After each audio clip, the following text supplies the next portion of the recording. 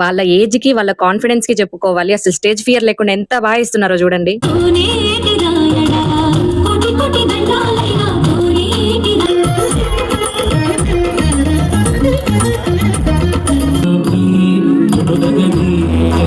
And ఈ sister dance అయితే పక్కా goose bumps performance. Within seconds లో ఎక్స్ప్రెషన్ ఎంత బాగా మార్చేసిద్దో అసలు.